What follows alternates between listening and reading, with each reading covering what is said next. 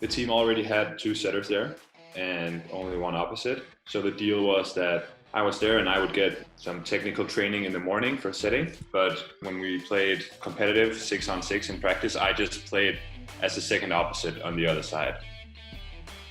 Until very recently, the name of our new guest was not that popular in the world of volleyball. He was playing as a setter in the US College Championship, but in November surprisingly changed the French national opposite Stéphane Bouillet in the team of Verona. A setter, an opposite, isn't confusing. Maybe it is, but in the next minutes he will explain how all of this happened, and on top of that, on a great level. Ladies and gentlemen, Mads Jensen. Hi Mats, first of all I would like to thank you for accepting the invitation of Volleyball Explained to be a guest in our podcast, First Tempo. Of And course. taking into account that volleyball is far from being the most popular sport in Denmark, how did you choose to start playing exactly volleyball? Because if a person opens the Wikipedia page sport in Denmark, volleyball is not even mentioned there. Yeah. Yes, that's true. Volleyball in Denmark is a super small sport, but the way I started playing was one of my friends in school was playing, and his dad was the coach, and so yeah, I was his friend, and he just asked me if I wanted to come to training for a little bit, and I don't know, I think I was 8, 9, 10 years old. I was small, so I said yes, and then I played ever since. And you started playing there. The last year, I believe, the last season you played in UCLA in the US in the championship there, the college championship. What do you think is the advantage of playing there and studying and playing volleyball at the same time? Um, the advantages, I think there are many advantages, and it all depends on what you want as a person. For me, it was super nice because I could play volleyball and I could also study at the same time. I think that's a really unique thing, that you can do that in the United States all in one place. You know, you have the school and you have the volleyball, and the whole program is there, so you can both succeed academically and athletically. And yeah, I think that's super good, for those that want to pursue that. Yeah. For a long time, you've been a setter in the beginning of your career, and in Mm. 2018, I believe, in 2019, you were pronounced the best setter in the Danish league, and Yes. now you're playing as an opposite. Why? Yes. How did it happen that this all of this? Nah. Yeah. I don't know. Yeah. Yeah. That's true. I've always been a setter. Now I play as an opposite here in Verona. But I've been a setter all my life. I was a setter at UCLA where I played in college, and then what happened was during the summer I was in Verona to train because they invited me there to train for some few weeks in the summer, because yeah, I knew the coach there, and it was just to come and be with the team for a little bit. And the team already had two setters there and only one opposite. So the deal was that I was there and I would get, some technical training in the morning for setting. But when we played competitive 6-on-6 in practice, I just played as the second opposite on the other side, to just fill in the spot and help the team out there. Um, and turns out that I played pretty well during those weeks, and so yeah, so that's why that's when I like started playing opposite mainly, was during that time, and then later on, some months after, they offered me a contract here as the opposite, and I accepted. So that's the story. More or less, you became an opposite by coincidence. Yes, I would say so. Over the years, no. I've been a setter always, but there have been some small periods where I've been training as an opposite a little bit. I remember in Denmark, 4 years ago or something like this, 4 or 5 years ago, I was in the same situation because I got pulled up to the first team, the senior team in my club when I was 16, 17 years old. And it was the same. They had 2 setters and 1 opposite. So I would train as an opposite also there. So I have a little experience, but yeah, I would probably a coincidence. Yeah, that's a good word. And maybe maybe it could be a joke, but will the opposite Jensen be happy if the setter Jensen sets the ball to him? I don't know. I hope so. I hope so. I've never. I think yes. I think yes. But I'm not sure. That's a pretty strange question to answer. Yeah, but it's funny though to think about. Let's say it this way. What is the difference? Maybe a little bit go to the technical ones. What is the difference between setting the ball to a left-handed like you are and to a right-handed opposite like you've played with before? Yeah. No, I think as a setter, I played with both left-handed and right-handed opposites. And now I'm an opposite and I'm left-handed. And I think the biggest advantage as a left-handed opposite is that when you go into the court from the right side, you can reach in with your left hand, especially if the set is not perfect. If the set dies a little bit inside, you can reach in with your left hand. And this is much easier to do being left-handed. Than your right hand like this one. Yes, exactly. You can maybe you can hit the ball hard in both ways. You can do it with your right hand. Yeah, exactly. Yeah. So I think playing on the right side, left-handed is an advantage, but I mean, you see so many world-class opposites being right-handed, and also the other way around. You have some good athletes playing on the left side that are left-handed. So yeah. And another technical question, but this time from the perspective of the setter.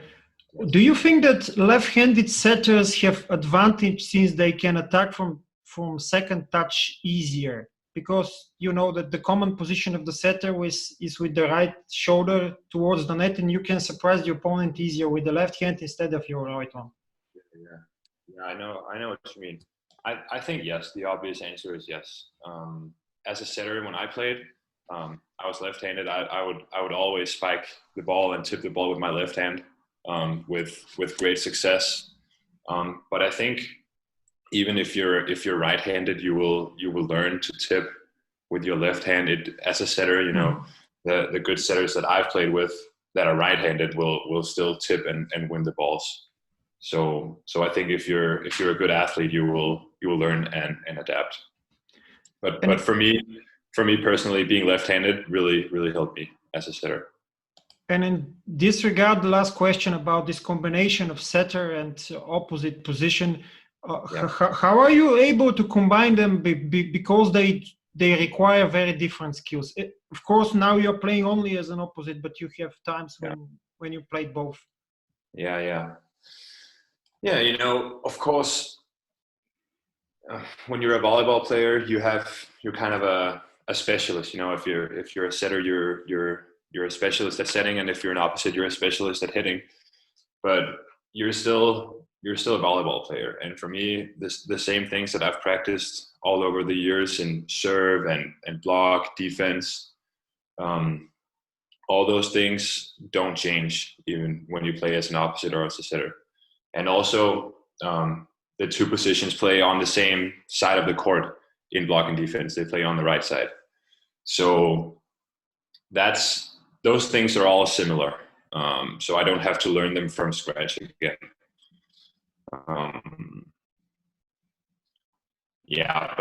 But of course, this transition is not easy. To just change position like this, it's super hard, and I still feel sometimes when I play, especially here, because now I play at a pretty. Oh, maybe my internet is not so good. I'm sorry. Let me know if it changes. Anyway, what I was saying, I still feel now that I have some inexperience playing as an opposite. There are situations where I'm a little bit unsure what to do, and if I was a setter, I would have years and years of training and repetitions to count on. But now I only have a few months, so yeah, I guess that's my answer. You have been coached by John Speraw in UCLA. Can you make a comparison between the US style of coaching and the European one, and especially between Speraw and Stoychev? Yeah. Okay. Yeah. I will make a comparison between Speraw and Stoychev, because I'm not sure I want to generalize so much to say there is a European style of playing and an American style of playing. Even Europe, there are tons of different nations and styles of volleyball. But one very specific thing that I've noticed is how the two coaches handle mistakes. And when you make, for example, service mistakes. And I remember in America, mistakes were not such a big deal. They were not so important. Coach John Speraw, he would say, okay, if you make a mistake in service, it's okay. You go, and the next time you hit the ball even harder. And if you make a mistake again, the next time you go and hit it even harder. That's not the exact words, but this was kind of the philosophy that you need to put pressure, and the mistakes that follow are okay. While here in Italy, it's much more different. We always go over the statistics, and we see, okay, we have a little bit too many mistakes in service here, or this error in attack here, and they all count up, and those mistakes are essentially what the coach say is they can determine the match here. So that's a pretty significant difference that I've noted. Another thing I will note about the difference is that in college, the coach really cares about building you not only as a volleyball player, but also as a person. I think that's really also an advantage of the college system. I don't think I mentioned that when we talked about it before, but the coaches, are there also to help you with managing your whole life, and especially in college, it can be really hard because you have a lot of things to do with school and social life and training, and you have really some busy days. So the philosophy of the coaches there are to kind of make you better, not only as an athlete, but as a human being in general. And that's also a pretty big significance, or a pretty big difference, being here in Europe, because in Europe I'm a professional athlete. When I'm in the gym, I'm 100% there. But when I'm not in the gym, I'm just myself. I don't know if that makes sense to you. Yeah, of course. Right. Talking about the errors, we can give a small example that yesterday you played against Cisterna. You won 3-0, and you made, I believe, altogether 3 errors in attack. I don't remember how many from the service line, but only 3 errors in attack for 3 sets, which is very good, I believe. I don't know if your coach agrees, but I believe that 1 error in attack per set is fine. Yeah. You can say this, but imagine if every player on the team makes 1 error in attack, that this is 5-6 mistakes per 1 set, and then you also say, okay, one mistake in service per set is also okay, and then you have 12 points. No. There were 3 for all of you for 3 sets. For all of us. Yes. Okay. In attack, in spiking. I'm sorry. In spiking, I believe there were 3 or 4 of you for 3 sets. Okay, yeah. So one per set for the whole team. Yeah. I would say this is very acceptable. That's pretty good. And I think I made at least two mistakes in attack in that game. I would say three mistakes in attack in 1 game of 3 sets. That's pretty good. That's a very low amount of mistakes. Yeah. And my last question is, which is the volleyball player or another sportsman which is your, let's not say it an idol, but an example, and why? Yeah, that's a difficult question. What off the top of my head, my answer would be Kobe Bryant, the basketball player. Rest in And peace. yeah, exactly. Very, very unfortunate. Rest in peace.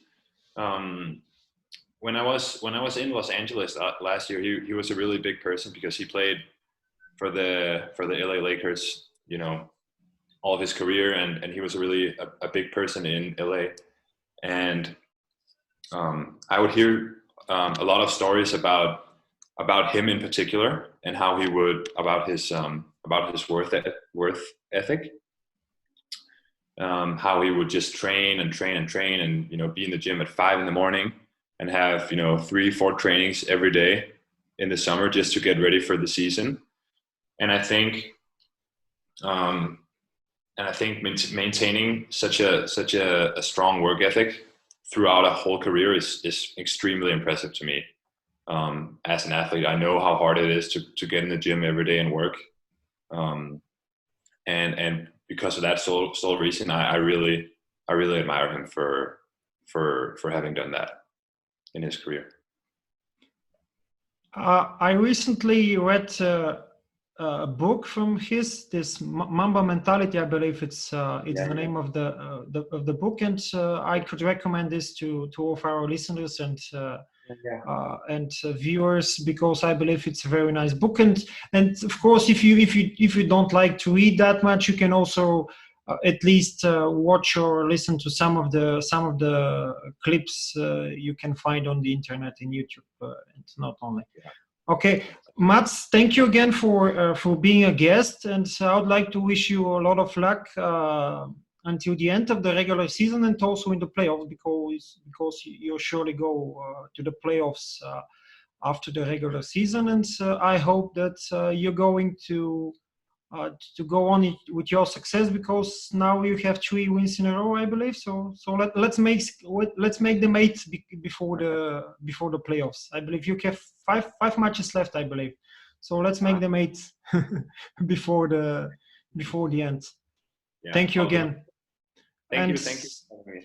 And dear listeners, dear viewers, I would like to thank you again for watching us. You can subscribe to the channel, like the clip, share it if you like the podcast with Mads. And also, if you are a fan of our content, you can also support us in Patreon. Bye-bye, and see you the next time.